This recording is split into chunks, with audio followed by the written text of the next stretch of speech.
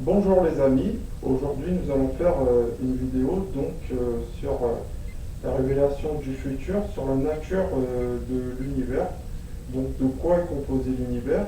Mais avant de commencer cette vidéo, je dois dire que je dois remercier en fait toutes les personnes qui se sont abonnées, les nouveaux abonnés. Je suis vraiment surpris que enfin ma chaîne YouTube commence à s'améliorer. Effectivement, j'essaye de faire de mon mieux, c'est pas évident, mais actuellement, comme bien sûr il va y avoir la période des vacances, donc je vais pouvoir accélérer le rythme de mes vidéos et proposer plus de contenu. Mais donc c'est pour ça, pour ceux qui regardent la vidéo, n'hésitez pas à vous abonner. Et ce qui est surprenant, c'est que j'ai autant de personnes, voire plus de personnes qui me regardent à l'étranger qu'en France. Mais bon, il y a un proverbe qui dit qu'on n'est pas prophète en son pays, mais c'est disons 50, 50-50 à peu près. C'est vrai que bon, ça s'équilibre, mais c'est vrai que vu que je fais des vidéos en anglais et en français, donc forcément, pour des chansons, ça touche un peu à l'international. Bon, après, ça m'arrive de chanter en français, mais bon, c'est pas souvent. Mais j'y pense, j'y réfléchis. Donc, alors, je vais revenir au sujet du jour. Donc, effectivement, la nature de l'univers, c'est un sujet très complexe, effectivement, puisque l'univers, selon les standards actuels, serait en fait un univers matériel qui aurait donc un déroulement qui est chronologique et qui aurait en fait plusieurs composants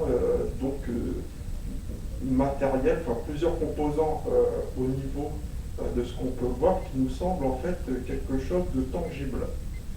Or, si on étudie effectivement en détail au niveau microscopique les molécules et les atomes, on se rend compte qu'un atome est composé à 99,9% de vide. Donc c'est-à-dire que le reste, 0,1%, ce sont les petites particules qui vibrent, c'est-à-dire les électrons, les noyaux atomiques. Donc effectivement, il y a aussi le concept de zéro absolu, donc c'est-à-dire que ce concept consiste à prédire qu'à une certaine température, le mouvement des atomes cesserait et qu'en fait, effectivement, euh, ça, à partir de cette température, à peu près à moins 270 degrés centigrades, effectivement, toute activité atomique cesserait. Sauf que cet état de fait n'a jamais été prouvé en laboratoire. C'est impossible. Pourquoi c'est impossible?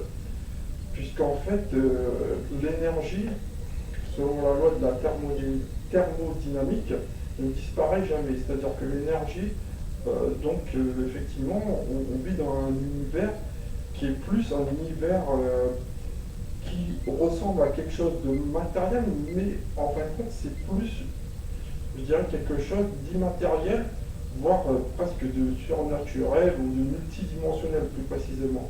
Donc effectivement, l'énergie ne disparaît jamais. Donc ça se voit partout, ça se répercute partout, que ce soit l'énergie qui fait bouger les corps, ou l'énergie des pensées, ou l'énergie de l'électricité, etc.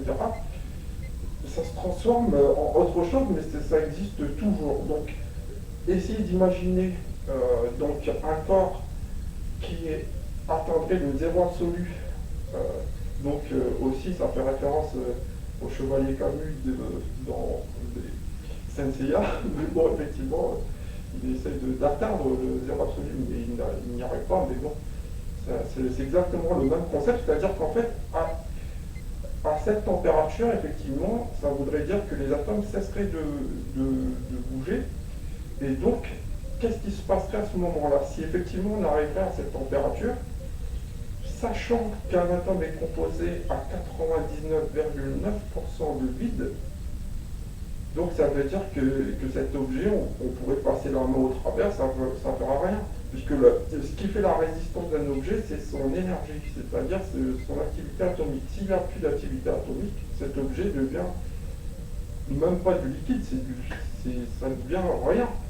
Mais c'est pour ça que c'est impossible d'atteindre cette température, d'atteindre cet état. Je ne dis pas que cette température n'existe pas, mais c'est impossible d'atteindre cet état de zéro activité atomique. Sinon, l'objet lui-même n'existerait pas. Il n'y aurait que du vide. Puisque la seule chose qui permet en fait de pouvoir donner de la résistance à quelque chose, c'est l'activité atomique. Donc ça, c'est un premier point. Et aussi le fait qu'on a découvert les rayons X. Donc les rayons X, c'est quoi? C'est effectivement la possibilité de voir au travers d'un corps, donc les organes internes. Si on vivait dans un monde matériel, on ne pourrait pas voir au travers d'un corps. Ça prouve déjà que effectivement c'est quelque chose de plus subtil.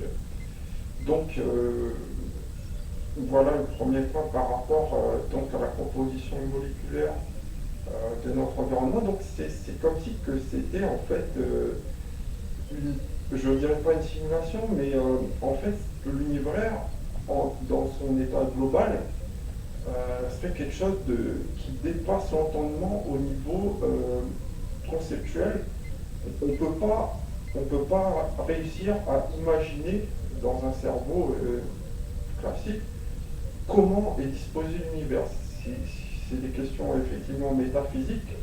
On peut même perdre la raison et essayer de comprendre comment ça fonctionne, tellement que c'est hallucinant d'imaginer le contour de l'univers, d'imaginer ce qu'il y a au-delà de l'univers, d'imaginer le néant, d'imaginer que le temps n'a pas eu de début ou qu'il a eu un début, mais qu'est-ce qu'il y a eu avant. Toutes ces questions métaphysiques n'ont pas de réponse. Donc effectivement, et ensuite, sachant tout cela, on ne peut pas dire que la vie, entre guillemets, est apparue de façon linéaire et de façon, je dirais, matérielle. C'est au-delà. C'est-à-dire que, sachant que tout ce qu'on voit, toutes les apparences qu'on peut regarder, enfin, je veux dire, tout ce qui est apparent est en fin de compte quelque chose en fait, qui semble être, mais qui est en fin. Comment vous expliquer ça?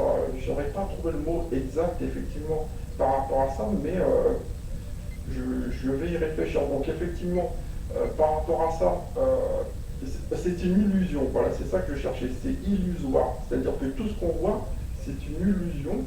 On croit voir quelque chose, mais non. C'est juste notre cerveau qui interprète les signaux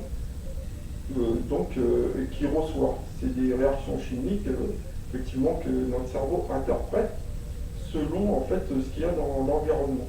Donc c'est ça, c'est à ce niveau-là que j'ai poussé ma réflexion.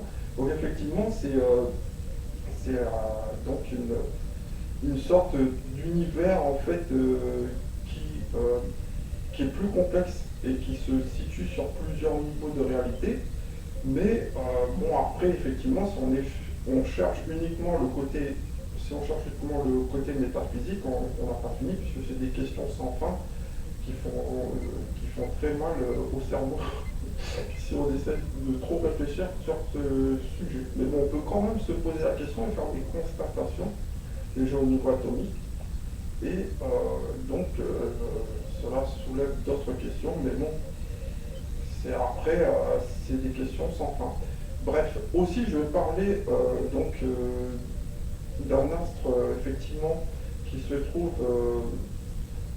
autour de la planète Saturne, c'est-à-dire de la lune de Titan. Effectivement, j'ai vu une vidéo dernièrement sur la lune de Titan. J'en avais déjà parlé dans mes anciennes vidéos. Effectivement, que la sonde Cassini avait pris des vidéos avant effectivement de s'autodétruire en faisant un plongeon symbolique dans la planète de Saturne. Mais donc il faut savoir que cette planète en fait abrite des océans de métal liquide, c'est-à-dire que c'est des océans d'hydrocarbures. Effectivement, la température qui se trouve sur Titan est tellement froide que c'est impossible qu'il y ait de l'eau à l'état liquide sur cette planète, enfin sur cet astre. Donc c'est des océans d'hydrocarbures tels le méthane et autres hydrocarbures très complexes. Donc tout ce qui se trouve à la surface de Titan sont en fait effectivement, ça va à l'encontre de notre système planétaire à nous, c'est-à-dire que chez nous, il y a une température qui est positive, qui est en moyenne entre 20 et 30 degrés. Bon, ça fait descendre en dessous de zéro, mais on va dire qu'à peu près, la moyenne globale de la température de la Terre est de 15 à 20 degrés. Mais sur Titan, c'est de moins 180 degrés. Donc, mais pourtant, il y a du liquide sur cette planète, puisque certains hydrocarbures à certaines températures se transforment en liquide au lieu que ça soit du solide. Mais il y a quand même de la glace, mais cette glace n'est pas de la glace composée d'eau, mais c'est des glaces d'hydrocarbures. Donc effectivement, c'est des glaces qui sont mélangées subtilement avec de l'eau, mais effectivement, comme il y a une quantité énorme d'hydrocarbures, de méthane et d'autres gaz complexes, effectivement, c'est pas exactement la même glace que nous, on peut avoir sur Terre, et notamment, cette glace peut être très dure. Donc, elle est dure, elle a une dureté, ça se mesure en mho, M-O-H-S. Donc, cette dureté est à peu près équivalente à celle d'une pierre classique, mais elle n'est pas plus dure, effectivement, que le granit ou qu'un autre minerai comme le diamant, par exemple. Mais effectivement, Titan intéresse les scientifiques. Pourquoi? Puisqu'en fait, c'est une planète vivante qui a une activité volcanique, qui a des lacs, qui a des océans d'hydrocarbures et qui a aussi en fait une possible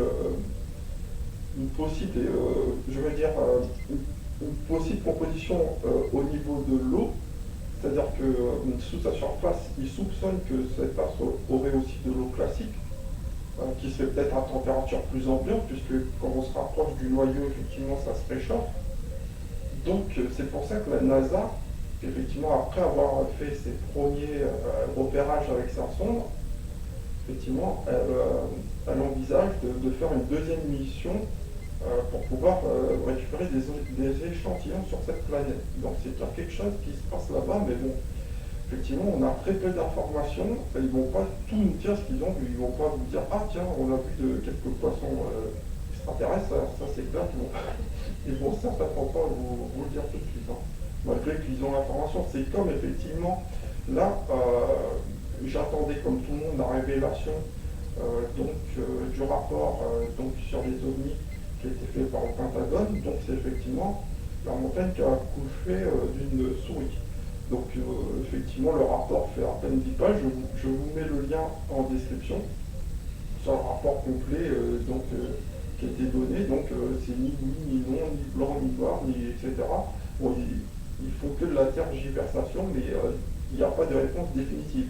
On est loin de la première révélation qui a été faite en 2018 par Luis Elizondo, sous la présidence de Trump. Là c'était plus clair, ils ont dit que les ovnis existent, mais là, vu que c'est un autre gouvernement, c'est le cadet de ses soucis, comme j'avais dit la dernière fois, à Biden, de parler des extraterrestres. Ils sont plus plongés dans leur plan par rapport à la pandémie. Mais bon, je ne vais pas rentrer surtout pas dans ce sujet épineux, je ne vais pas faire l'erreur d'autres personnes. Effectivement, par rapport à ça, je dirais que ce qui a été démontré, quand même, ils ont eu quelques nouvelles vidéos, mais ce qui a été vu en tout et pour tout dans les journaux américains, c'est à peu près 10 secondes, voire 20 secondes maximum de nouvelles vidéos par rapport à ça.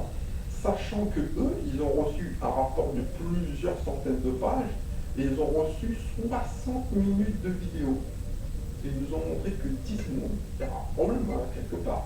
Bon, peut-être qu'ils vont essayer de nous montrer plus au fur et à mesure, mais j'espère, puisque bon, c'est vrai que tout montrer d'un coup, moi personnellement, ça ne me dérangerait pas. J'ai tellement été témoin et j'ai vécu tellement de choses entre guillemets paranormales, je dirais, donc ça ne me choque pas du tout.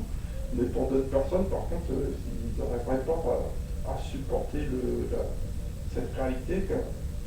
Comme dirait Jack Nicholson dans un de ses films, You can't handle the truth.